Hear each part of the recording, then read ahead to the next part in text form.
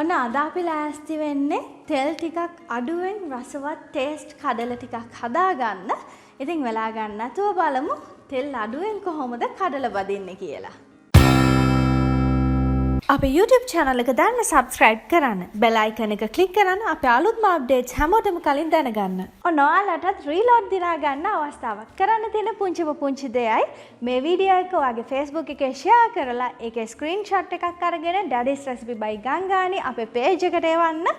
ඔයාටත් පුළුවන් ඔයාගේ reload එක දිනා ගන්න. මම මෙතන තඹපු කඩල කෝප්ප දෙකක් අරගෙන තියෙනවා. ඔයගලන්ට අවශ්‍ය ප්‍රමාණයට ගන්න පුළුවන්. හොඳට තඹලා හොඳට වතුර පෙරලා අයින් කරලා වේලිච්ච කඩල මේ තියෙන්නේ.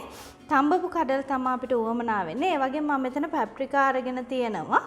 ඔයගලන්ට කැමති නම් මිරිස් කුඩු උනත් ගන්න පුළුවන්. ඒ වගේම ලුණු කුඩු අපේ රසයේ විදිහට olive oil තේ හැඳි දෙකක් මම මෙතන පාවිච්චි කරනවා. ඉතින් මෙන්න මේ පොඩි දේවල් ටික විතරයි අපේ කඩල බයිට් බදින්න උවමනා වෙන්නේ. ඔයගොල්ලෝ දැක්කා කොච්චර තෙල් පොඩ්ඩක්ද උවමනා වෙන්නේ. ඒ වගේම අපි ඔලිව් ඔයිල් මේකට පාවිච්චි කරන්නේ. ඔලිව් ඔයිල් අපිට ඇඟට අහිත කර නැහැ අනිත් තෙල් වර්ග වගේ ගොඩක්ම. ඉතින් මෙන්න මේ දේවල් තමයි අපිට උවමනා වෙන්නේ. මුලින්ම අපි මේ ටික සීසන් කරගන්න කලින් අපේ oven එක ප්‍රීහීට් කරගන්න ඕන. සෙල්සියස් 200ට අපි oven එක ප්‍රීහීට් කරගමු. අපි කඩල ටික මම මිශ්‍ර කරගන්න පුළුවන් ටිකක් ලොකු බෝල් එකකට දාගත්තා. අපි ඒකට අපේ ඔලිව් ඔයිල් තේ හැඳි දෙක එකතු කරගමු. ඒ වගේම ලුණු අපේ රසයේ විදිහට. අපි දන්නවා ටේස්ට් කඩල වලට ටිකක් වැඩිපුර ලුණු තියෙනවා. ඒ වගේම paprika. මම කිව්වා ඔයගලන්ට මේ වෙනුවට අපිට මිරිස් කුඩු උනත් පාවිච්චි කරන්න පුළුවන්. කැමති නම් ගම් මිරිස් කුඩු උනත් පාවිච්චි කරන්න පුළුවන්. දැන් අපි මේ ටික හොඳට කවලම් කරගමු. දැන් අපි අපේ බේකින් ට්‍රේ එක අරගෙන අපි සීසන් කරගත්ත අපේ කඩල ටික ඒකට දාගමු. ඊට පස්සේ හොඳට මේක මේ විදිහට ට්‍රේ එකේ හැම තැනටම යන විදිහට මේක සමතලා කරගෙන අපි මේක oven එකට දාගමු. අපි මේක විනාඩි 30ක් 40ක් විතර බේක් කරගන්න ඕනේ. ඉතින් අපේ oven එකෙන් oven එකට මේක බේක් වෙන්න යන වෙලාව වෙනස් වෙන්න පුළුවන්.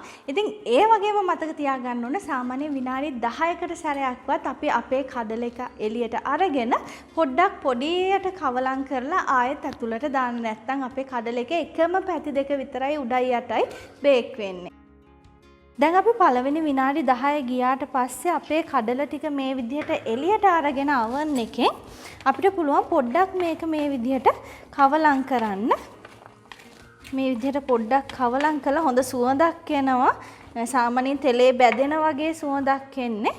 ආයෙත් මේක මේ ටික මේ විදිහට සමතලා කරලා අපි ඊතුරු විනාඩි 30 තියමු. දැන් මේ සම්පූර්ණ කඩල එක දාලා විනාඩි 20කට පස්සේ දැන් ආයෙත් අපි අරගෙන මේක පොඩ්ඩක් මේ විදිහට කවලම් කරලා ආයෙත් බේක් වෙන්න දානවා. මේ විදිහට හැම විනාඩි 10කට සැරයක්ම කඩල එක අරගෙන අපිට පුළුවන් මෙහෙම කවලම් කරලා දාන්න. ඔයාට ඇති කියලා රෝස්ට් වෙලා ඇති කියලා හිතන වෙලාව වෙනකම්ම.